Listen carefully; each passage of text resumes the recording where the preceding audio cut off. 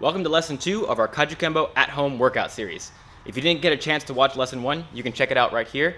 Don't worry, it's not a requirement for this workout. However, I will be speeding through some of the things you learned in that lesson, so it would help if you've already seen it. So with that out of the way, let's get started with the warm-up. So once again, we're going to warm up with the body roll. If you already know how to do it and you don't need an explanation, you can skip to this time code as where the next part of the workout starts. Otherwise, we're going to start right here with the ankle roll.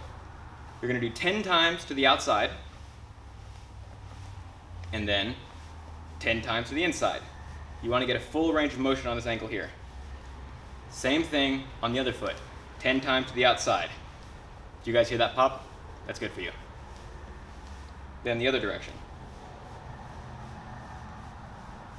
Then from there, you're going to apply pressure to the knees, light pressure, and rotate one direction,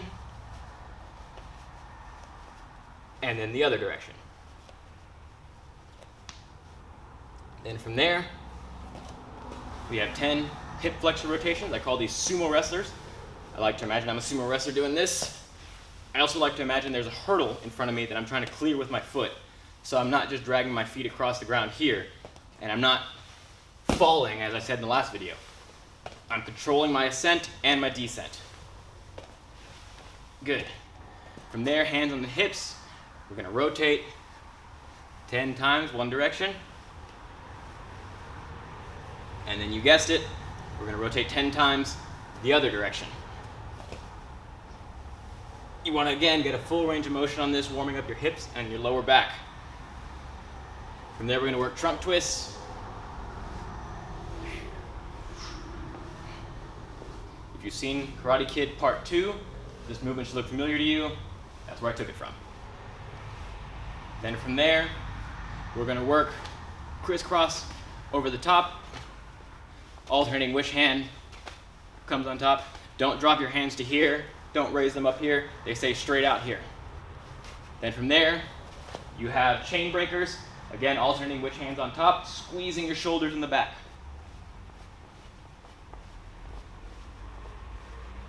Awesome. Because today's workout's going to involve some wrist mobility, we're going to warm up the wrists a little bit. Just right here, getting fluid range of motion in both wrists. And from there, big circles to the back.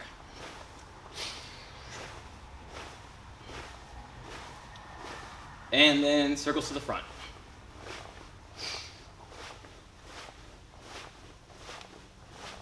And then front and back.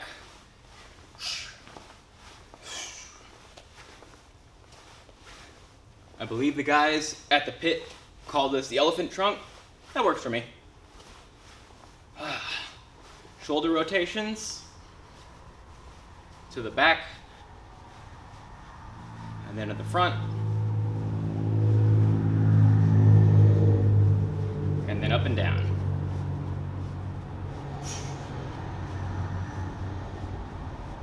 Last joint we're going to work is the neck, full range of rotation. Don't be throwing your neck around, slow and controlled through here. And then the other way.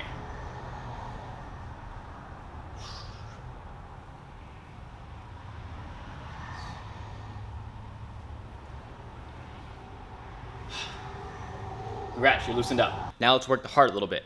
We're going to do what's called the 20-20-20 drill. You're going to do 20 seconds of work, followed by another 20 seconds of work, followed by 20 seconds of rest. You're going to repeat that 3 times. So it doesn't sound like a lot, but let me explain what we're going to be doing. So for our first 20-second interval, we're going to be doing sprawls. Sprawls look very similar to a burpee, so let me break down the burpee, and then I'll explain the sprawl. Burpee is very simple. Take your hands, put them on the ground, kick the legs back, chest to ground, push up, jump, boom, ready to go. The sprawl is the combat version of that. I'm standing here facing my opponent, assuming he's going to try and take my legs out. I don't care how trained you are or untrained you are. It's a natural human instinct to want to grab your opponent's legs and tackle him to the ground. When he does that, what I do is throw my legs back and put my hands on the back of his head. So my hips and legs are going to go straight down to the ground like this. Boom. So I replace the push-up with a hip stretch. I'm down here like this, boom, and then back up. As you get more advanced, you can put one hip on the ground and then switch to the other one like this, or you can go straight back. It doesn't matter. So after you get done with the sprawls, you're going to be doing the double lunge. So the regular lunge is just one leg steps out, you bend the knee, stand up, repeat on the other side. You can do this for time, you can do this for reps. The double lunge is once again the combative version of the lunge. So earlier today we were defending from someone trying to take out our legs. Now we're going to be the attacker. So I'm here in my fighting stance. I decide my opponent doesn't need to stand anymore. I step forward with the knee down, step again without standing back up, boom. Right there. That's the double lunge. So quickly it looks like. All right, y'all. I'm going to run through one round with y'all. I've got my timer set up. 20 seconds of sprawls, 20 seconds of double lunge. Give it everything you've got. And let's go. One for 20 seconds.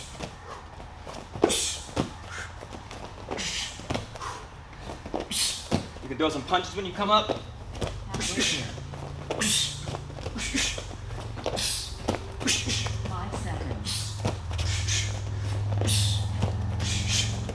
Interval 2 for 20 seconds. Don't waste any time. Right to the double lunge.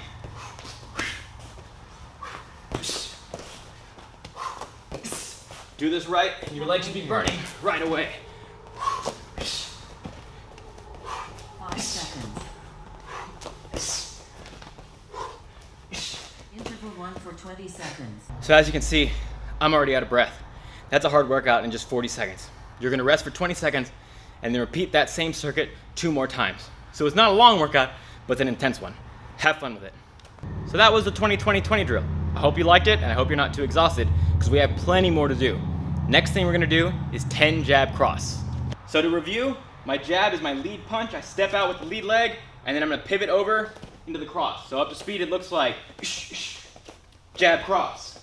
Arms at full extension, keep my guard up, making sure I'm not punching too high or down or dropping into my pocket. I want straight out and back. So we're gonna work 10 together. And let's go. 1, 2, 3, 4, 5, 6, 7, 8, 9, 10.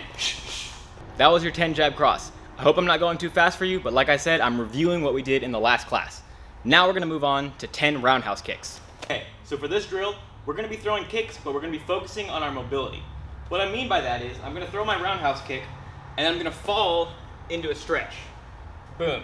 From there, I turn around, back to face my original direction, throw the kick, boom, boom, standing up with my left foot in front again, throw the kick, stretch, stretch, left foot in front. I'm gonna do 10 just like that with my left leg in front, then I'm gonna switch stances, and I'm gonna go 10, boom, with the right leg in front. Do that at your own pace and unpause when you've gotten all done. Have fun. So by now, I'm pretty sure you guys are warmed up. You've done a little bit of stretching, you've done some cardio work, and you've done some skill work with the kicks and the punches. Now let's focus on the new stuff we're gonna cover today.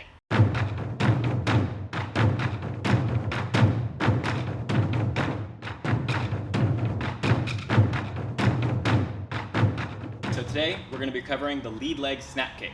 In the first video, we covered the front kick, which was actually the rear leg coming to the front, snapping out, and then coming back. In this video, we're gonna be covering the snap kick, which is the lead leg doing the exact same work. So I'm in my fighting stance, I lean my weight back, lift the knee, kick, bring it back. Lean, kick, bring it back. Not that hard. What I wanna be aware of is the fact that I'm not lifting my leg from there. I need to lift my knee up into the air. Boom, my knee dictates how high that kick's gonna be. If I wanna kick low, I lift low. If I wanna kick high, I lift high. Very simple. I also want to be aware of what my hands are doing. If my hands are down here, when I throw the kick, I'm still open to get hit in the face, right? So I need to keep my hands up, boom, right there. Again, I can throw my hand forward to create more of a guard, or I can just keep them close. Doesn't matter. But you want to practice with your hands up, at least to eyebrow level. Not down here because my brain is up here. So we're going to practice 10 on the left side, then you're going to switch stance, 10 on the right side. All right, you guys, now we're gonna move on to the lead leg roundhouse kick. There's 2 different ways you're gonna practice this, the fast version and the powerful version. So in a previous video, we covered the rear leg roundhouse kick, which looks like this. It's the rear leg coming to the front. Now we're gonna cover the lead leg roundhouse kick. You have 2 options to do that. First one is like this. I'm here in my fighting stance, my rear foot is gonna meet my lead foot like this. Boom, heel to heel. You'll notice I'm coming to attention like this. My feet aren't facing the same direction. I'm not coming here like this. I'm pointing one foot 90 degrees towards y'all, 90 degrees towards my opponent. From there, I'm gonna lift my leg, just like with a snap kick, but I'm gonna turn my hip towards my rear foot to throw up at an angle. So up to speed, it looks like this.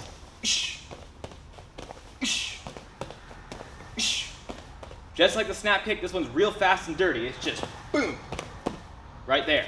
Not a lot of power in this kick, but it's very fast, very effective. So I want you to practice 10 with the left foot in front, and then 10 with the right foot in front. Do that, and then we're gonna practice option 2. So option 2 is the walking roundhouse kick. So I'm here in my fighting stance, my rear leg is gonna take a step forward, and then my lead leg, which is now my rear leg, is gonna throw a roundhouse kick.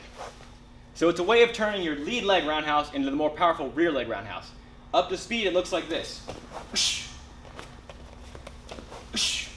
I'm gaining distance and putting the power of my hip into that kick, which doesn't exist when I just come heel to heel. So I want you to practice. Right leg in front, left leg comes forward, right leg kicks. Practice that 10 times. Then you're gonna turn around, left leg in front, right leg walks forward, left leg kicks, and then reset. Right leg comes forward, left leg kicks, and then reset. Practice that 10 times on both sides, then let's move on. All right, we've done the roundhouse kick. Now you're gonna meet her sister, the hook kick. I'm here in my fighting stance. Just like with the roundhouse kick, my rear knee is gonna come up. But instead of being directly in front of me, it's gonna move slightly towards my posting leg, because I'm going past my opponent and then bringing it back across the side of them. So it comes like this across and then hooks back like that. I'm hinging at the knee. So one more time from a different angle. I bring my knee up, hinge, and back down. I want you to practice 10 on the right, 10 on the left. Have a wall or a chair next to you for stabilization. This one's a balance killer. Get this one right, not fast. All right, have fun. So that was the rear leg hook kick. Now we're gonna do the lead leg hook kick. So if you've gotten the rear leg hook kick down, this one should feel like a walk in the park. I'm here in my fighting stance. I'm gonna come heel to heel, lift my knee up, hinge, and back down. From another angle, heel to heel, lift the knee, hook, boom. I'm lifting my knee past my target, not in front of me. It's here, and then coming back around. I'm sneaking it in just like that there. So, 10 on the right, 10 on the left. Come back when you're done. And those are our kicks for the day. Snap kick, crane kick, lead and walking roundhouse kick, lead and rear hook kick. Last thing we're gonna do is we're gonna put some of them together in a combination. I'm here in my fighting stance. I throw a rear leg roundhouse kick, put it down in front of me, lead leg hook kick. For whatever reason, people just don't expect to be hit twice by the same leg. So once again, I'm here in my fighting stance, rear leg round, lead leg hook. You've got a minute straight, as many times as possible. I don't care which leg you do. Have fun with it. So that was our kick set. You got it all done. Now it's time to work the punches.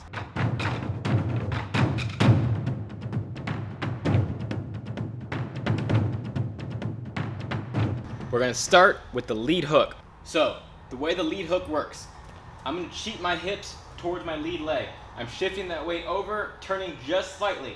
Then I'm gonna turn back towards my rear leg, bringing my arm with me, like that, nice and sharp.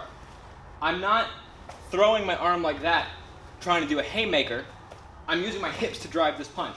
My arm is honestly barely doing anything. It's me pivoting here like that there.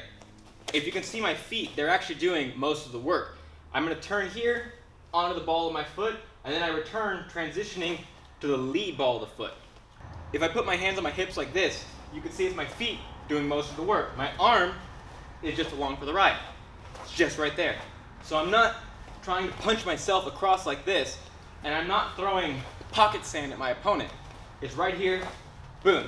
If I want this punch to be long, I'm just extending the bend in my elbow.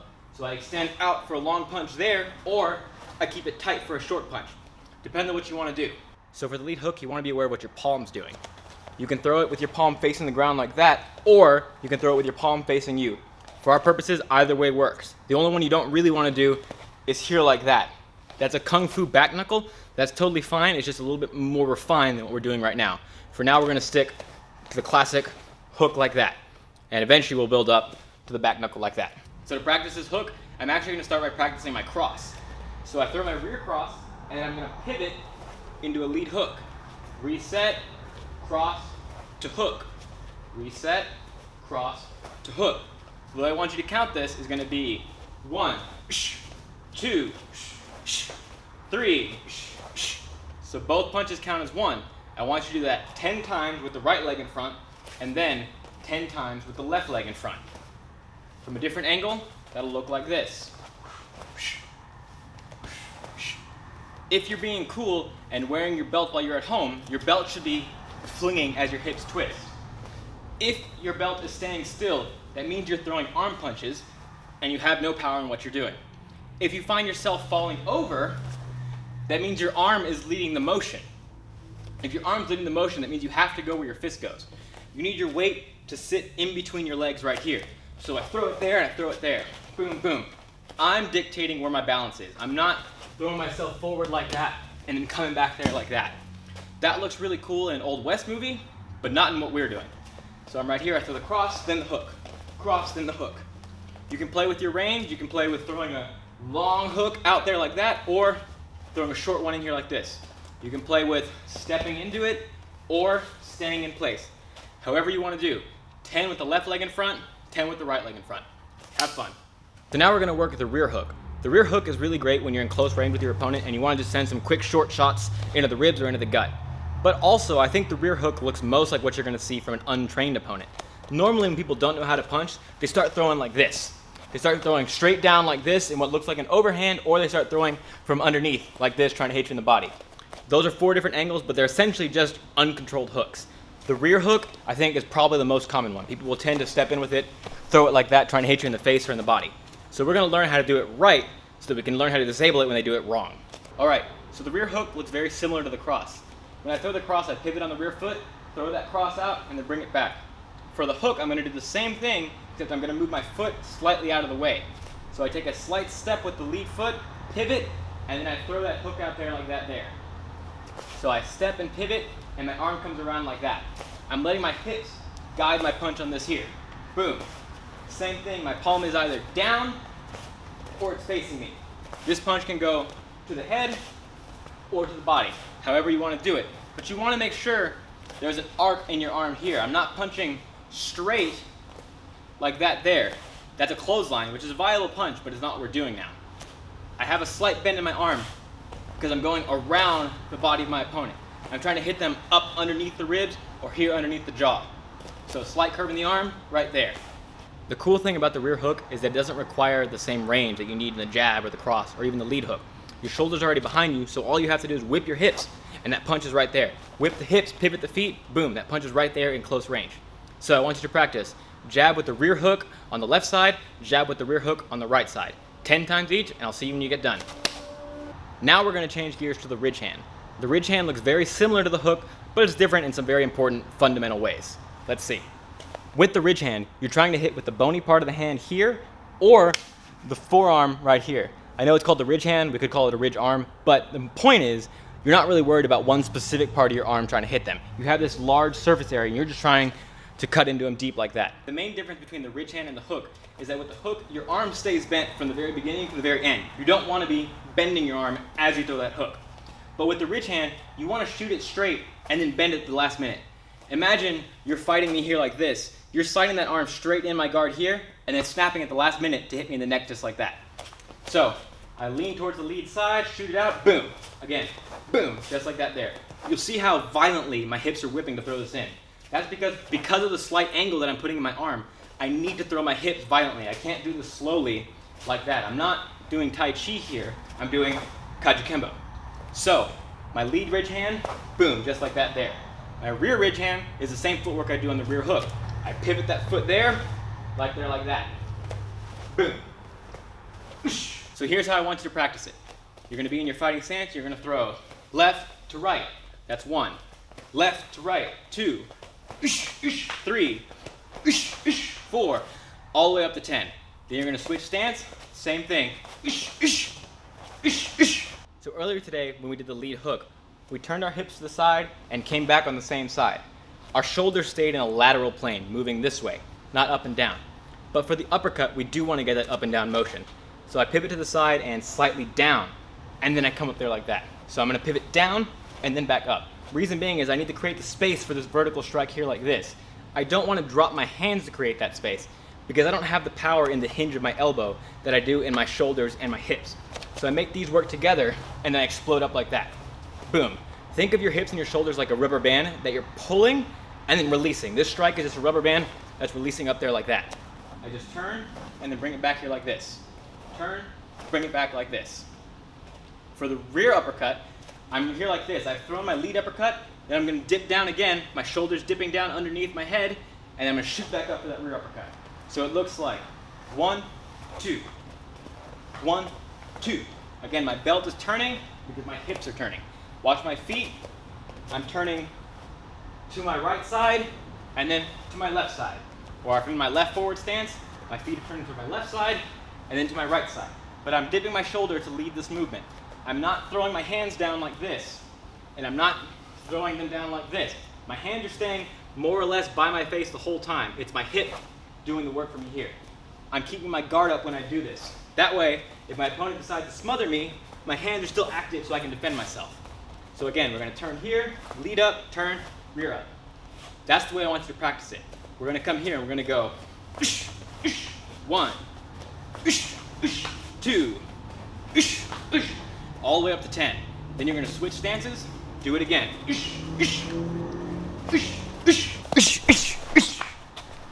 case you couldn't tell, we're working on elbows now. So there's a whole world of elbows you can work with. Today we're just gonna focus on the horizontal cutting elbows. The footwork is very similar to the jab and the cross. I'm here in my fighting stance, I take a step with the lead foot, left elbow comes across like that. All I'm doing is taking my palm and putting it into my chest like that as hard as I can. Here, step across, elbow. Then I'm gonna pivot that rear foot, rear elbow, just like that. In Kali, they have what's called the roof shield block, which is where the stick and the hand are defending you at the same time. Elbows are very similar. I throw it in there like this, and this hand is defending the side of my face while my elbow is striking and defending the front of my face. So I cut across here, defending and attacking at the same time. Boom. So you don't want to be throwing this elbow here like this or like this. You want to be defending yourself nice and tight. So to practice this one, and because I know most of y'all have never thrown an elbow before, I want you to do 20 on each side. So it's going to look like this. I'm going to go 1, 2, up to 20. Then I switch to a right forward stance. Same thing. 20. Those were all the punches we're going to do today. Now we're going to take some of them and put them together in a combination. Let's see what we got. So today's combination is going to be 6 punches. The punches are jab, cross, lead ridge hand, rear ridge hand, lead elbow, rear elbow. You're putting those all together up to speed, so it's going to look like you'll see I'm walking with this, right? I'm going 1, 2, 3, walking all the way towards my opponent. So up to speed, my combination looks like turn around, other stand. I'm gonna practice 10 times there and back. Have fun with it. So we've done our kicks individually, and we've done our punches individually. Now it's time to put them together like this.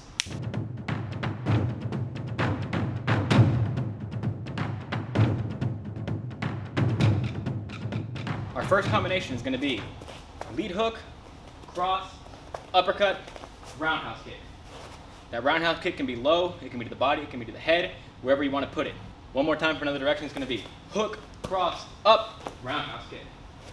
However you want to do that, you're going to do it 10 times with the left foot in front, 10 times with the right foot in front. Have fun with it. Combination number 2.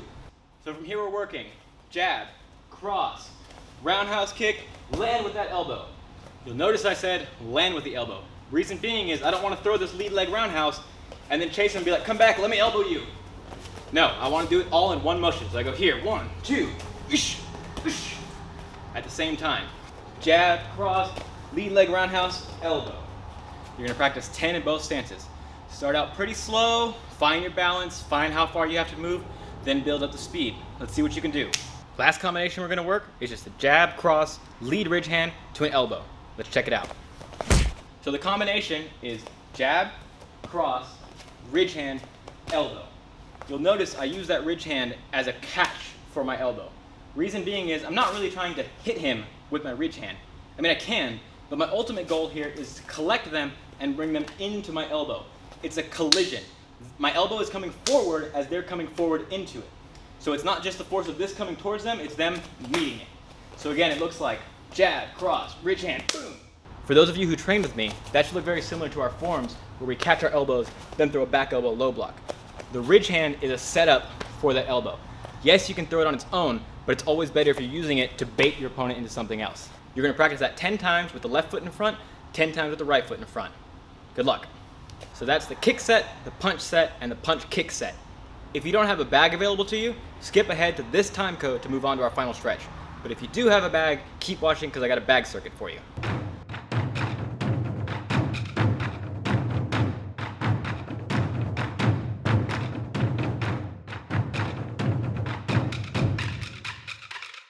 Okay, so for those of you with a bag available to you, you're gonna start by working your legs with the kick set. You're gonna do 3 2-minute rounds, focusing on different amount of kicks per round. In round 1, you're gonna do single kicks only. So I'm here, and for 2 minutes I'm gonna work my snap kick, my crane kick, my hook kick, other side hook kick, single kicks, just to find your distancing and your balance.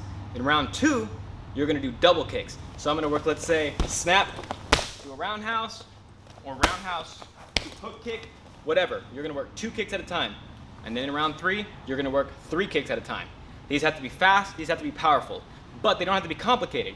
If you want to, you can just work 1, 2, 3. As you start increasing the amount of kicks you have to do, you wanna increase your intensity. So in round 1, start light, find your distance, find your timing. In round 2, increase the pace a little bit. In 3, go all out, try to cut that bag in half with your feet. All right, have fun. So for our punch set, it's the exact same format as the kick set. It's 3 2-minute rounds separated by 1 minute apiece. Round 1 is 2 punches at a time. So you're gonna start, let's say, jab to rear hook, or jab to ridge hand. Whatever you want, you got 2 punches. So in round 1, it's 2 punches. In round 2, it's 3 punches. And in round 3, it's 4 punches. You wanna be upping the intensity each time. Show me what you got. So now it's time for the meat and potatoes of this workout. You've had the side dish, now it's time for the main course. We're gonna put the punches and the kicks together. You're gonna do 3 3-minute rounds separated by 1 minute of rest in between. First round, you're gonna work here. 2 punches, 2 kick. Whatever 2 punches you want, whatever kick you want. But it has to chain together, so it can't just be 1, 2, move around, and then kick. You wanna throw 3 strikes in rapid succession. In round 2, you're gonna do 3 strikes to 1 kick. So it can be here, jab, lead hook, lead up, the roundhouse kick. Or it can be snap kick, roundhouse kick, ridge hand. However you want to put that together, just play with it. Have fun for 3 minutes. Round 3 is going to stick with 3 strikes to a kick, but you're going to work on ranging. So what does that look like? I go here, jab, cross, hook, kick, then I jump out of range, so I can't reach the bag with any weapon I have on me. So I'm forced to jump in to do it again. This is going to work on your in and out footwork. You want to play on getting out of the way of your opponent and then coming in to strike when you want to. So again, round 1 is 2 punches to a kick, round 2 is 3 punches to a kick, and round 3 is 3 punches to a kick with ranging. That's 3 minutes apiece, 1 minute of rest in between. Have fun with it, you guys.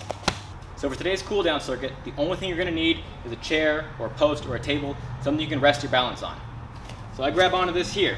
I lift my leg up, throw out a side kick, and I'm gonna hold that for 10 seconds. 4, 5, 6, 7, 8, 9, 10. With composure, I'm gonna bring it back in and then switch to the other side. And same thing, I'm gonna work a 10-second hold. You're gonna repeat for 10 seconds on both legs. So that's a minute of work per leg. Get that all done and you're home free. So that was our Kajukenbo at-home workout number 2. I hope you guys had fun. I hope you learned something. If you have any questions, please feel free to send them to me. I'll answer any questions you have. While you're at home, practice the fundamentals. Go at your own speed. If you have to go super slow, go super slow. If you feel like you can go a little bit faster, go a little bit faster. It's your training, not mine, nobody else's. Do it for you.